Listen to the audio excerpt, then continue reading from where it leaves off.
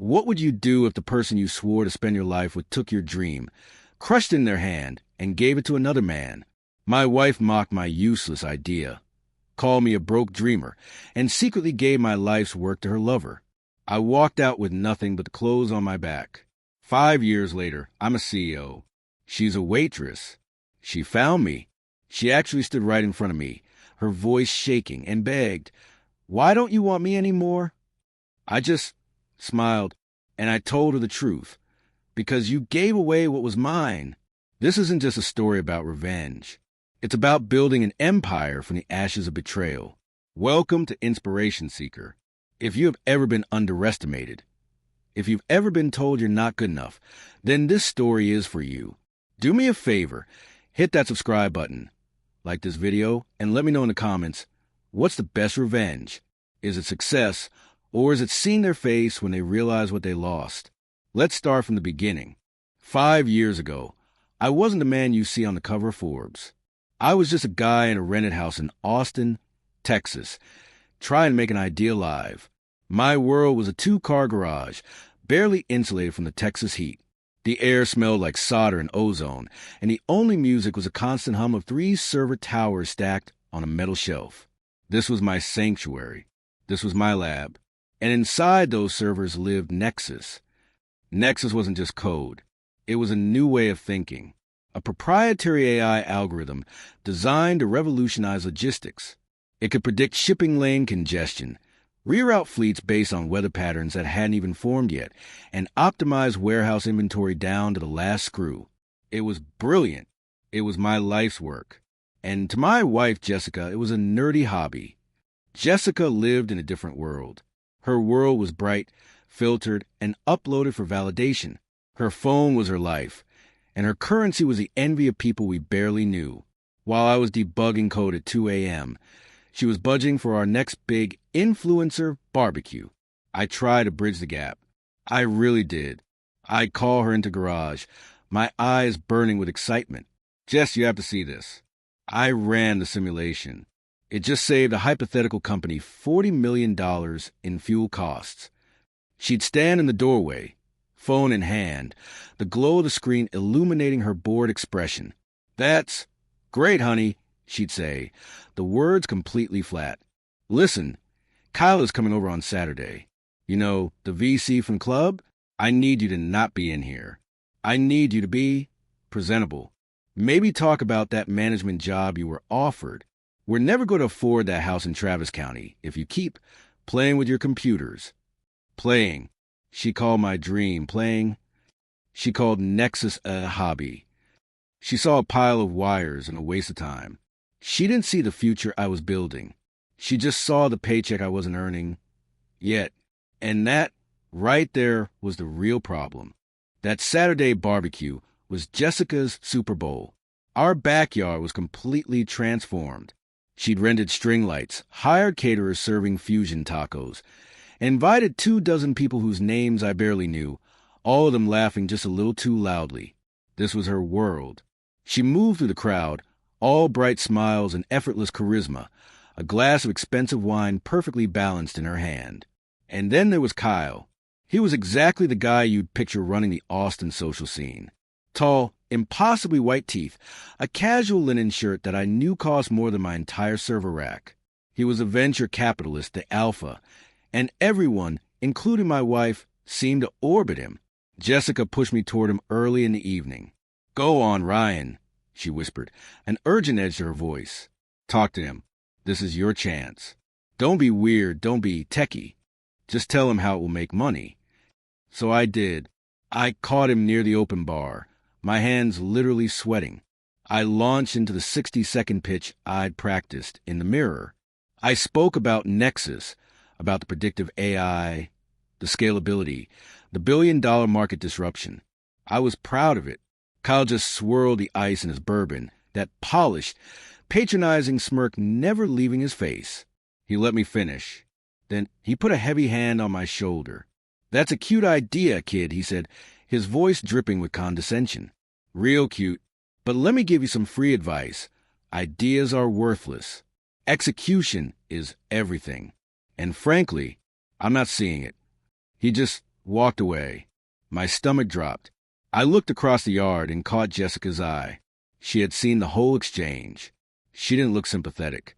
She looked humiliated. She gave me a look that I'll never forget. A look that said, "You failed." Again. I couldn't stand it. I retreated to the garage. I turned off the lights, sat in the glow of my monitors, and just coded. I needed to prove him wrong. I needed to prove her wrong. I had no idea what was happening inside the house. I had no idea that hours later, after I'd finally fallen asleep at my desk, Jessica would quietly slip into my sanctuary. I didn't know she would unplug my main hard drive, the one labeled Nexus Master. I didn't hear her whisper to Kyle at our front door as she handed him my entire life's work. "He's just spinning his wheels," she said. "If you can get anything for this, just give me a cut. I want out of this marriage, and I need a safety net." A week went by, a cold, silent, hollow week. I told myself that Kyle was just an arrogant jerk, that Jessica was just stressed about money. I tried to believe it. I tried to bury myself in the code, but something was wrong.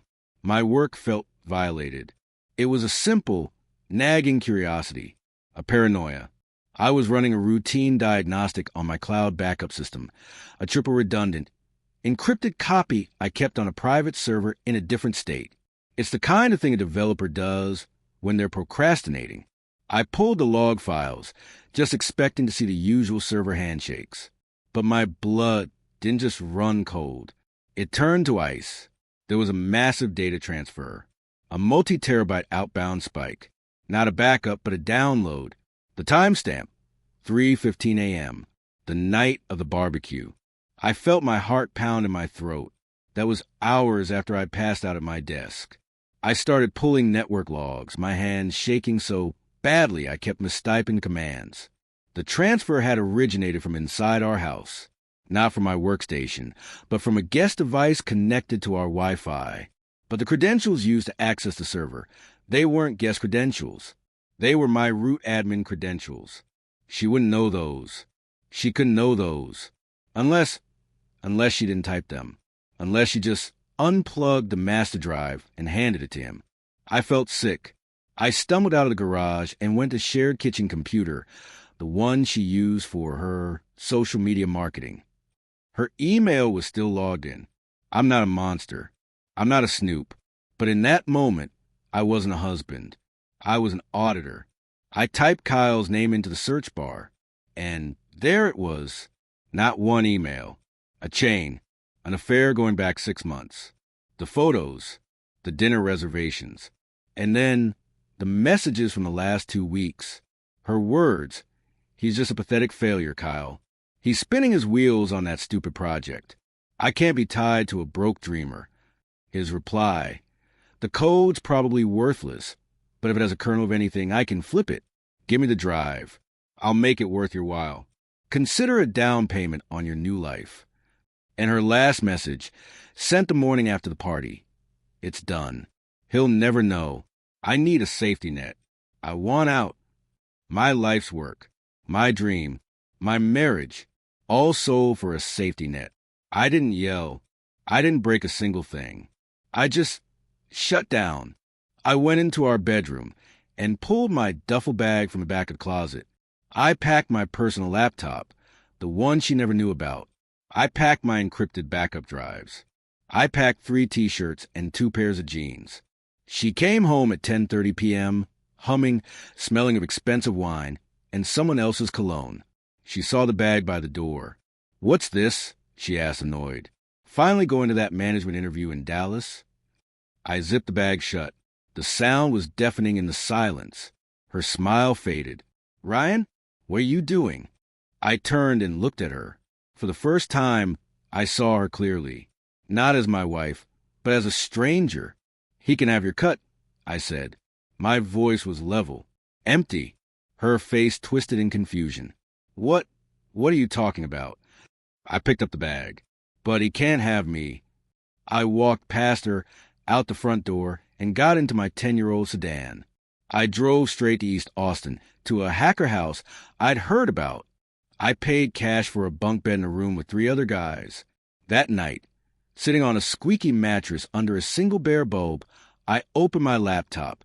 I had $730 to my name, but I had my code, and I had a fire I had never felt before. East Austin wasn't the manicured, tree-lined suburb I'd left.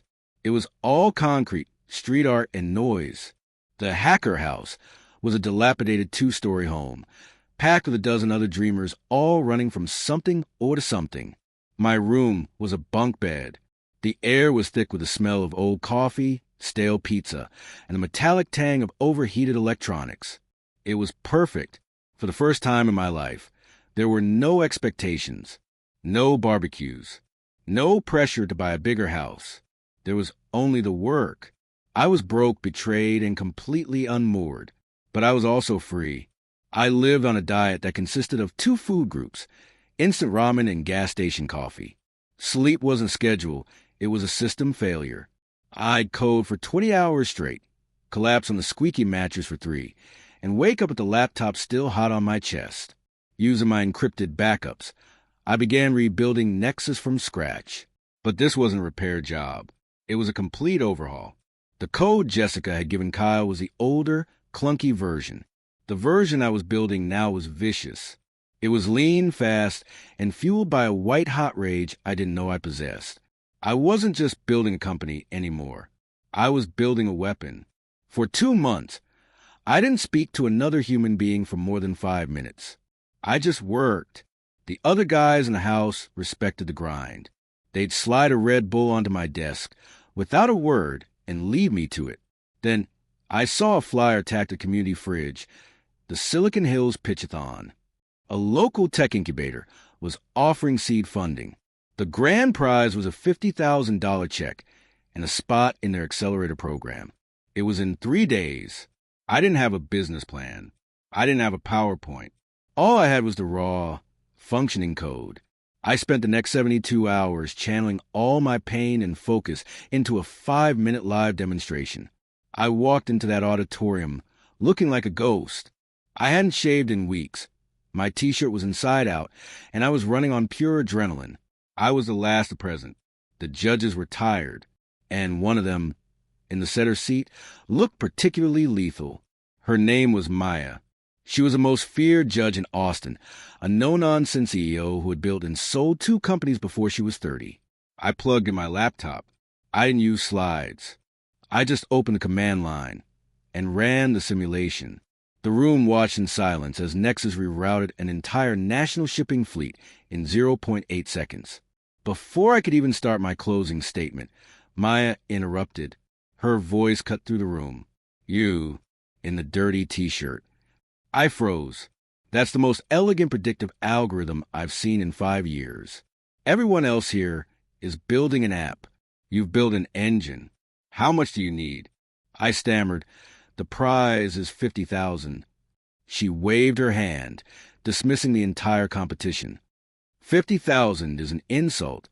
I'm offering you $200,000 for a 10% stake. My incubator. My mentorship. You start Monday. Yes or no? I looked at the panel of stunned judges, then back at her. Yes, I said.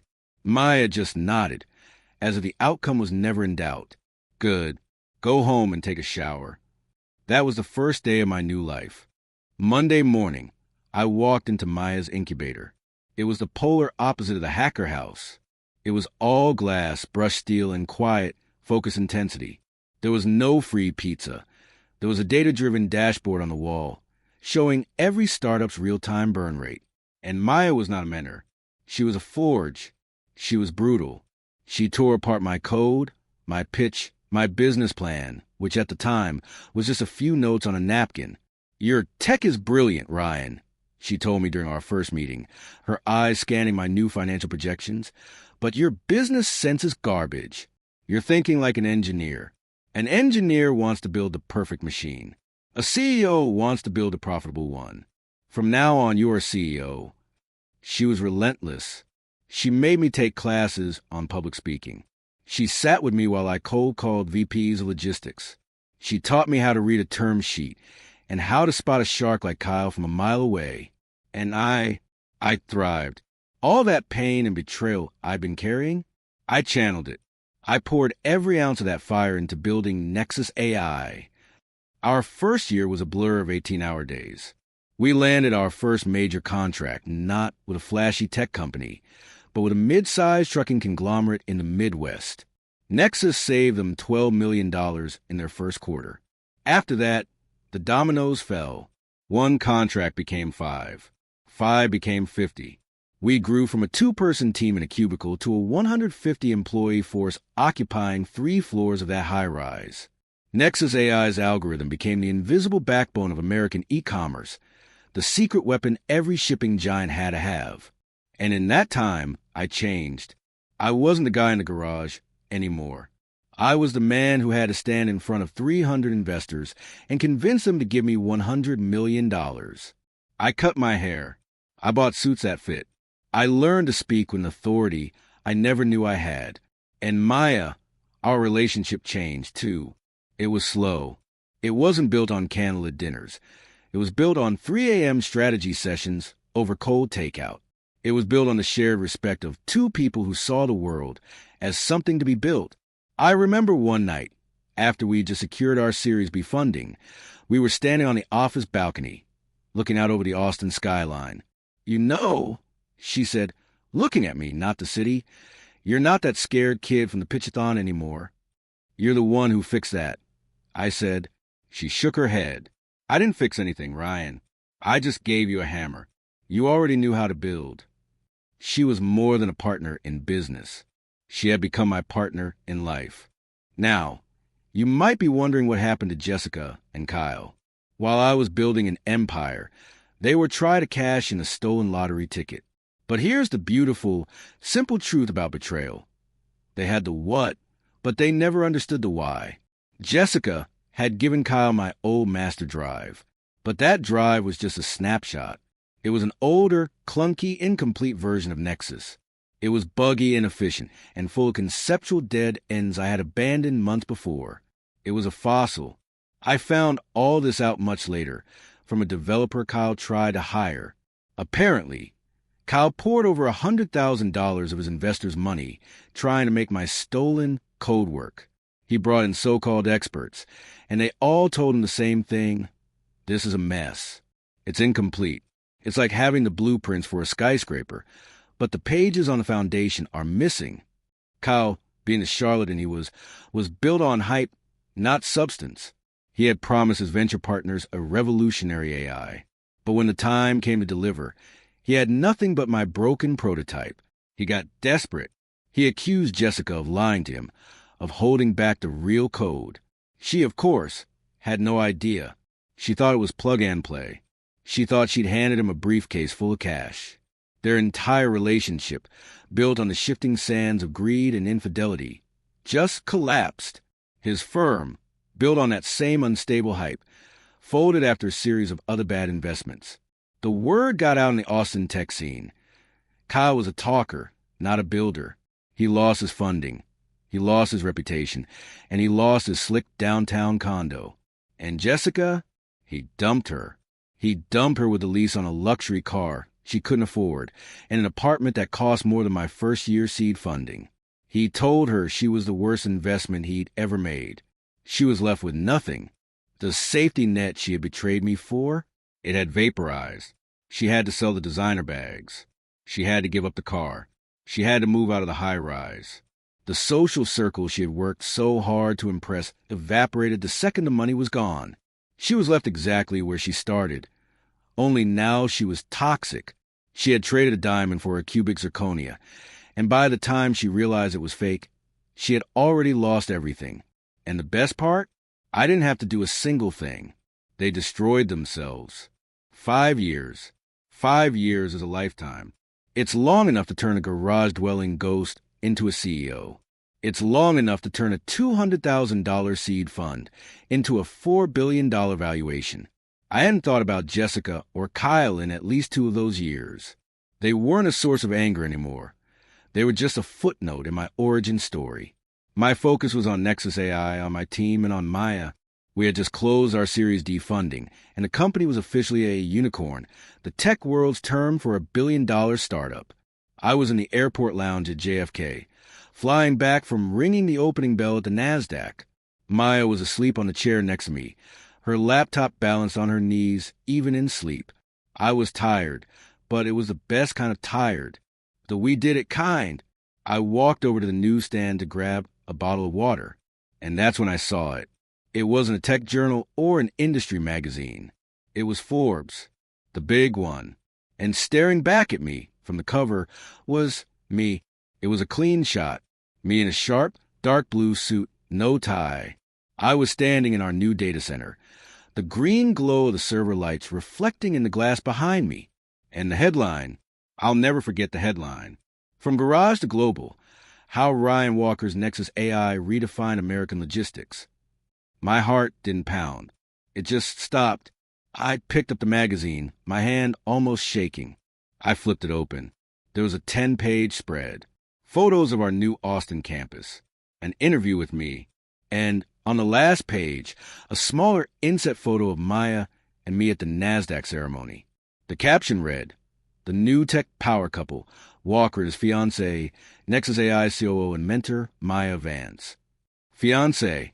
We got engaged a week earlier on the anniversary of the pitchathon, but we hadn't told the press yet. They must have seen the ring. I just stood there, staring at the words. From Garage to Global. Billion-dollar valuation. Fiancé. This wasn't just a magazine cover. It was a receipt. It was a final, printed, glossy proof that I was the execution. I was the one who made it happen. While Kyle was trying to decipher a stolen, broken map, I had built the entire world it was supposed to navigate. I bought every copy they had. I walked back to Maya, my hands full of magazines.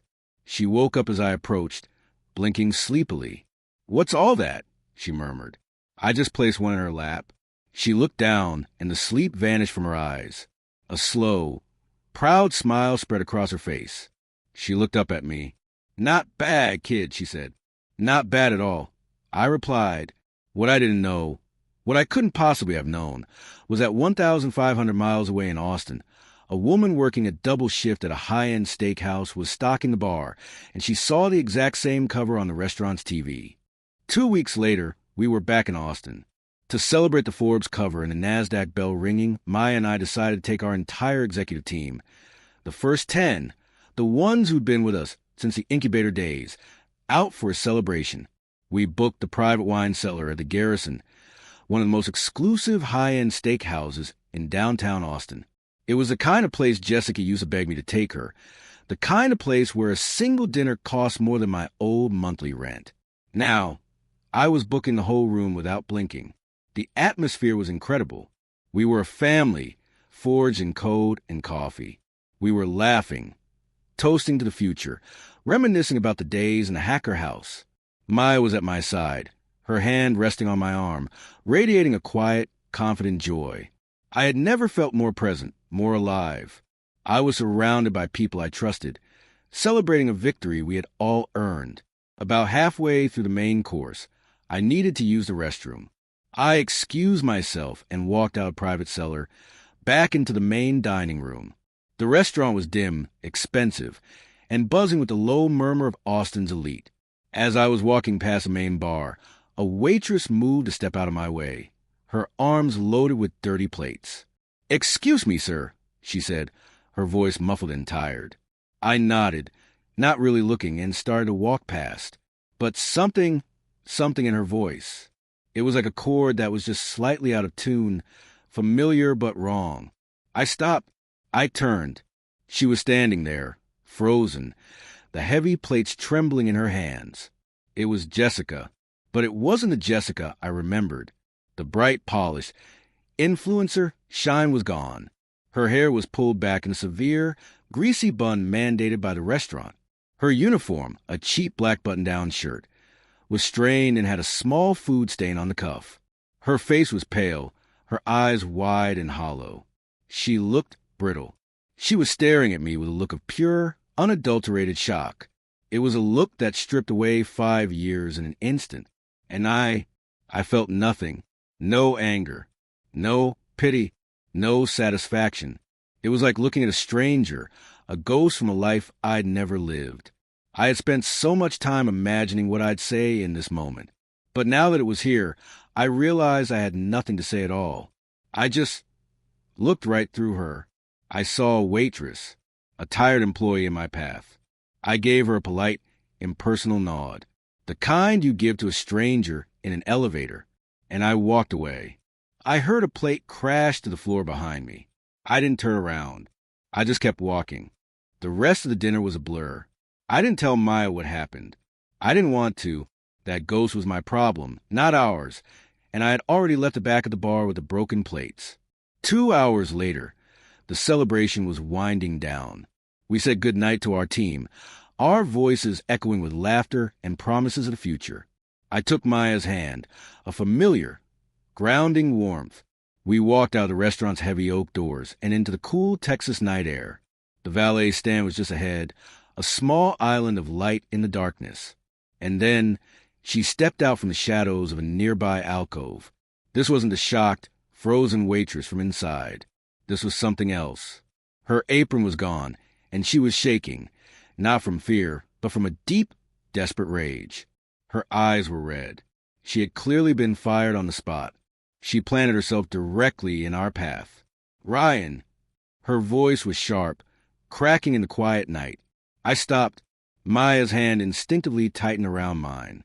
Maya didn't know who this was, but she recognized the threat. She stepped slightly forward, her posture immediately protective. Jessica's eyes darted from me to Maya, and the look in them turned to pure venom. She took in Maya's effortless elegance, the sharp designer blazer, the confident set of her shoulders, the diamond on her hand. She was looking at everything she had ever wanted. "I saw the magazine," Jessica spat, her voice trembling. I always knew you had it in you, Ryan." It was such a blatant, transparent lie that I almost laughed. I made a mistake," she continued, her words tumbling out, desperate. "A terrible, terrible mistake. I miss you. I miss us." She took a step closer, ignoring Maya completely. Her eyes locked on mine. That should have been me," she said, gesturing toward the restaurant, "the valet my suit. That's my life. I was with you in the garage." "You were never in garage," I said. My voice was quiet, cold, and it stopped her dead. Her face crumpled. The anger dissolved into a pathetic, raw desperation. She looked at me, then at Maya, then back at me, this confident, powerful woman at my side with a variable she had never calculated. She had lost, and she finally, truly knew it. Tears started streaming down her cheeks, mixing with her running mascara. "Ryan, please," she begged. "Look at me. I'm nothing. Don't you see? I need you." She took one more step, her hands reaching out. "Why don't you want me anymore?" That question, the one she had no right to ask. It hung in the air, pathetic and hollow. "Why don't you want me anymore?" I looked at her, really looked at her. Not the ghost from my past, not the villain of my story, but the woman standing in front of me, a desperate, broken person who had built her life on a foundation of surfaces and had just discovered it was hollow. And for the first time, I smiled. It wasn't a happy smile. It wasn't a kind smile. It was the calm, final smile of someone who has just closed a book for the very last time. "Because, Jessica," I said, my voice perfectly level, cutting through her sobs, "you gave away what was mine." Her eyes, slick with tears, widened in confusion. She tried to regroup, to find an argument, but the code was worthless. Kyle said, I held up a hand, and she actually fell silent. "I'm not talking about the code." I took a step closer, and for the first time, she instinctively recoiled. She wasn't looking at the broke dreamer from the garage. She was looking at a CEO. She was looking at the man Forbes put on their cover. "You gave away me," I clarified, my voice sharp and precise. "My trust, my love, my loyalty, my future. You took the man who would have given you the entire world, and you sold him. For what? For a safety net from a con artist like Kyle? For a down payment on a lifestyle you didn't have the patience to earn?" I gestured back at the restaurant, at the life she so clearly envied. "You see, all this was always a plan. This was the future I tried to show you in the garage. But you didn't want the work. You just wanted to win. I shook my head, the last bit of attachment I ever had for her just evaporating into the night air. You had a winning lottery ticket in your hand, Jessica. You held it for years. And you threw it in the trash because you were too lazy and too arrogant to simply scratch it. A new valet pulled up with our car, a sleek, black Audi e-tron. The driver got out and held the door for Maya. I turned away from Jessica, leaving her there on the curb, a statue of her own regret. I took Maya's hand. You ready to go home? I asked her, my voice softening completely. She squeezed my hand, her eyes only on me. I'm ready, Ryan. We got into the car. The door closed with a solid, expensive thud, sealing out the cold night air and sealing her out of my life forever. As we drove away, I didn't look back. I didn't need to. I was already home.